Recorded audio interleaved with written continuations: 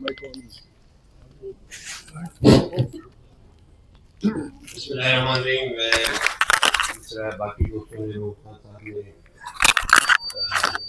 علامہ صاحب نے مینگل صاحب نے جو باتیں کی، بنیادی بات یہی ہے کہ آج پاکستان کے اندر نہ کوئی عدلیہ ہے، نہ کوئی پارلیمان ہے، نہ کوئی جو ہے نا انتظامیہ ہے. پاکستان کے 73 کا آئین جو گارنٹی کرتا ہے ٹرائیکوٹمی آف پاورز کو، وہ سارا کا سارا جو ہے اس کی دھجیاں اڑا دی گئی ہیں 26ویں اور 27ویں ترمیم کے ذریعے.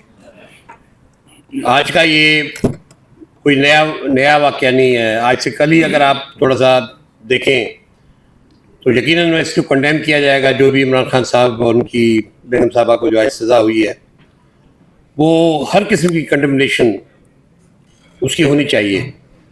لیکن کل ہی اگر آپ دیکھیں تو لاہور کے اندر ڈاکٹر یاسمین راشد، محمود رشید صاحب، عمر چیمہ صاحب، ان کو بھی اسی قسم کی سزائیں سنائی گئی ہیں. تو یہ جو مسلسل عمل ہے جو کہ تحریک انصاف کے خلاف کھیلا جا رہا ہے،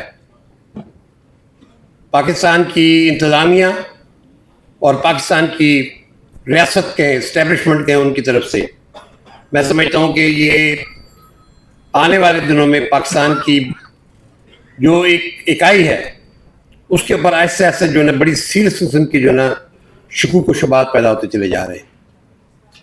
میری نظر میں اگر ہم دیکھیں تو یہ ایک تواتر سے ہو رہا ہے یہ چیز.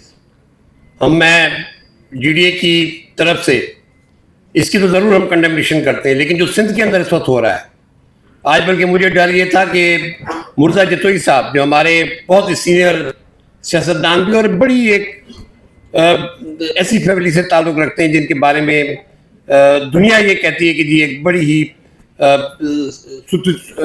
ایک ستھری صاف فیملی ہے، وہ پچھلے تقریباً 1 سال سے مختلف کیسوں کے اندر ان کو انوالو کیا گیا ہے.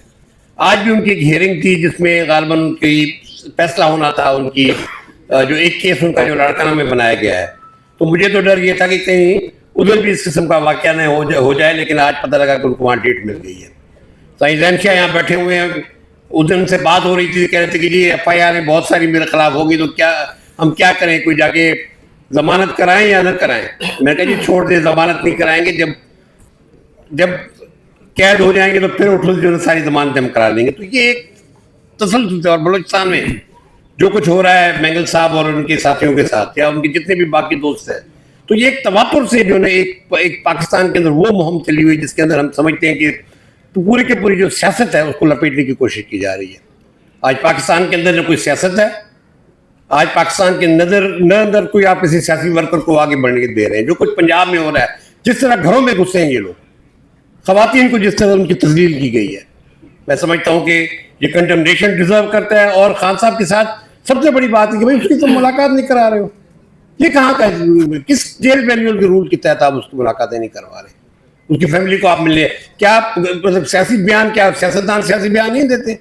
ہر سیاستدان دیتا ہے.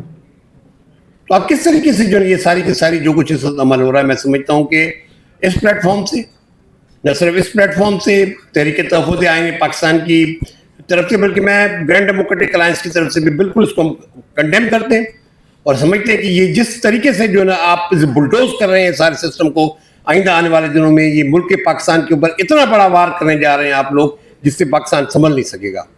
تو میں توقع کرتا ہوں کہ آج بھی کچھ سمجھ آئے، کوئی تھوڑی سی جو ہے نا عقل آئے، چاہے ہماری اسٹیبلشمنٹ ہے چاہے ہماری انتظامیہ ہے.